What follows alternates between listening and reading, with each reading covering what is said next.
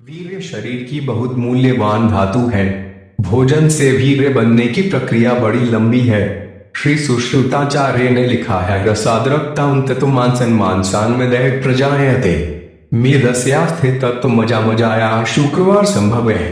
जो भोजन पचता है उसका पहले रुपए बनता है, 5 दिन तक उसका पाचन होकर रक्त बनता है, 5 दिन बाद रक्त से मांस, उसमें से 5 दिन के अंतर से मेद, मेद से हड्डी, हड्डी से मजा और मजा से अंत में वीर्य बनता है।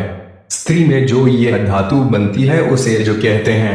इस प्रकार वीर्य बनने में करीब 30 दिन 12 घंटे लग जाते हैं। वैज्ञानिक बताते हैं कि 32 किलो भोजन से 800 ग्राम रक्त बनता है और 800 ग्राम रक्त से लगभग 20 ग्राम वीर्य बनता है। आकर्षक व्यक्तित्व का कारण वीर्य के स्वयं से शरीर में अद्भुत आकर्षक शक्ति उत्पन्न होती है, जिसे प्राचीन वैदिक धन्वंतरी ने ओज कहा है। यही ओज मनुष्य को परम लाभ आत्मदर्शन कराने में सहायक बनता है। आप जहां जहां भी किसी के जीवन में कुछ विशेषता, चेहरे पर तेज, वाणी में बल, कार्य में उत्साह पाएंगे, वहां समझो वीर्य रक्षण का ही चमत्कार है। एक स्वस्थ मनुष्य एक दिन में 800 ग्राम भोजन के हिसाब से 40 दिन में 32 किलो भोजन करे तो उसकी कमाई लगभग 20 ग्राम वीर्य होगी। महीने की करीब 15 ग्राम हुई और 15 ग्राम या इससे कुछ अधिक वीर्य एक बार के मैथुन में खर्च होता है। माली की कहानी। एक माली ने अपना तन मन धन लगाकर कई दिनों तक परिश्रम करके एक सुंदर बगीचा तैयार किया, जिसमें भांति भांति के मधुर सुगंध युक्त पुष्प खिले। उन पुष्पों से उसने बढ़िया इत्र तैयार किया। फिर उसने क्या किया जानते हो? उस इत्र को एक गंदी नाली, मोरी में बहा दिया। अरे इतने दिनों के परिश्रम से तैयार किए गए इत्र को, जिसकी सुगंध से उसका घर महकने वाला था, उसने नाली में बहा दिया। आप कहेंगे कि वह माली बड़ा मूर्ख था, पागल था, मगर अपने आप में ही झांक कर देखें, उस माली को कहीं और ढूंढने की जरूरत नहीं है। हमें से कई लोग ऐसे ही माली हैं। वीर्य बचपन से लेकर आज तक यानी 15 से 20 वर्षों में तैयार होकर ओज रूप में शरीर में विद्यमान रहकर तेज, बल और स्फूर्ति देता रहा।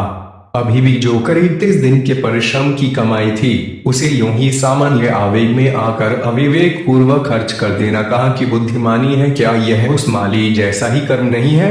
वह माली तो 2-4 बार यह भूल करने के बाद किसी के समझाने पर संभल भी गया होगा, फिर वही की वही भूल नहीं दोहराई होगी, परंतु आज तो कई लोग वही भूल दोहराते रहते हैं। अंत में पश्चाताप ही हाथ लगता है। क्षणिक सुख के लिए व्यक्ति कामांध होकर बड़े उत्साह से इस मिथुन रूपी कृत्य में पड़ता है, परंतु कृत्य पूरा होते ही वे मुर्दे जैसा हो जाता है। होगा ही, उसे पता ही नहीं कि सुख तो नहीं मिला, केवल सुखाभास हुआ, परंतु उसमें उसने 30 से 40 दिन की अपनी कमाई खो दी। युवावस्था आने तक वीर्य संचय होता है। वह शरीर में उच्च के रूप में स्थित रहता है। वीर्य क्षय से वे तो नष्ट होता ही है, साथ ही अति मैथुन से हड्डियों में से भी कुछ सफेद अंश निकलने लगता है, जिससे युवक अत्यधिक कमजोर होकर नपुंसक भी बन जाते हैं। फिर वे किसी के सम्मुख खांख उठाकर भी नहीं देख पाते। उनका जीवन नाकीय बन जाता है। वीर्य रक्षण का इतना महत्व होने के कारण ही कब मैथुन करना, किससे करना, जीवन में कितनी बार करना आदि निर्देश हमारे ऋषि मुनियों ने शास्त्रों में दे रखे हैं। सृष्टि क्रम के लिए मैथुन है एक प्राकृतिक व्यवस्था। शरीर से वीर्य विरय कोई क्षणिक सुख के लिए प्रकृति की व्यवस्था नहीं है। संतानोत्पत्ति के लिए इसका वास्तविक उपयोग है। यह सृष्टि चलती रहे, इसके लिए संतानोत्पत्ति जरूरी है।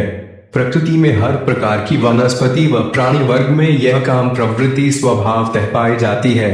इसके वशीभूत होकर हर प्राणी मैथुन करता है व उसका सुख भी उसे मिलता है, किंतु इस प्राकृतिक व्यवस्था को ही बार बार क्षणिक सुख का आधार बना लेना कहा कि बुद्धिमानी है।